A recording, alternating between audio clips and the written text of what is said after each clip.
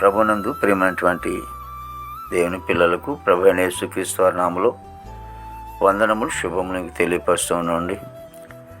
మరి గడిచిన దినమంతా కూడా ప్రభు తన కృపా వాత్సల్యములు భద్రపరుచుకుని క్షేమ ఆరోగ్యం ఇచ్చి మరి ప్రభు ఈ నూతన దినాన్ని ప్రభు మనకు అనుగ్రహించారండి.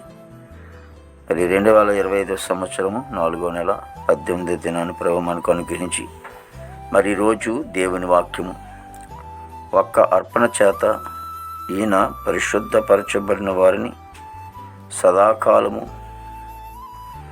సంపూర్ణములుగా చేసి ఉన్నాడు. హెబ్రీ రాసిన పత్రిక 10వ అధ్యాయము 14వ వచనమండి. వాక్యము నమ్మదగినది, పూర్ణాంగీకరణకు యోగ్యమైనది.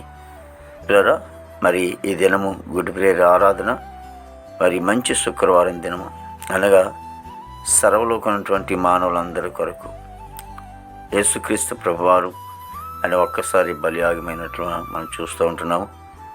మరి ఇక ఎడ్ల యొక్కయు కోళ్ళ యొక్కయు రక్తం మరి పాపం నుండి మరి విడుదల చేయలేవు, కానీ మరి యేసుక్రీస్తు ప్రభువారి రక్తమే విమోచించే గొప్ప రక్తం, మరి విడుదలిచ్చే రక్తం.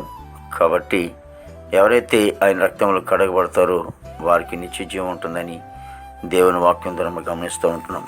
అందుచేత పాపను రక్షించడానికి యేసుక్రీస్తు ఈ లోకానికి వచ్చాడని, సర్వలో ఉన్నటువంటి మానవులందరూ కూడా పాపులు ఉండగా మరి దేవాది దేవుడు మహోన్నతుడి దేవుడి సన్నిధిలో తిమోతి రాసిన మొదటి పత్రికలో మనం చదువుతున్నాం. పాపను రక్షించడానికి క్రీస్తు ఈ లోకానికి వచ్చాడని, నశించిన దాన్ని వెతికి రక్షించడానికి మనిషి కుమారుడు లోకానికి వచ్చాడని.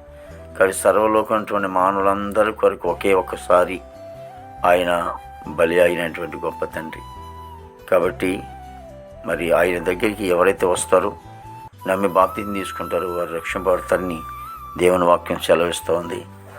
ప్రార్థన. మహాపరిశుద్ధుడా, ప్రేమగల తండ్రి, కృపలేసునికి స్తోత్రాలు స్తుతులు చెల్లిస్తున్నాం ప్రభు. ప్రతి కుటుంబాన్ని కూడా దీవించని ఆశ్రయించండి ప్రభా. ఇదిగో తండ్రి, యేసునికి స్తోత్రాలు తండ్రి. శాంతి సమాధానం నెమ్మది దయచేయండి.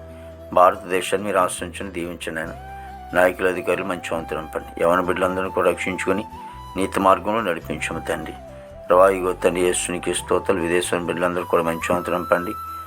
ఆ దేశ పాడి పడినంత మీరు ఆశ్రయించండి. చదువుకునే బిడ్డలు జ్ఞానించి నడిపించండి.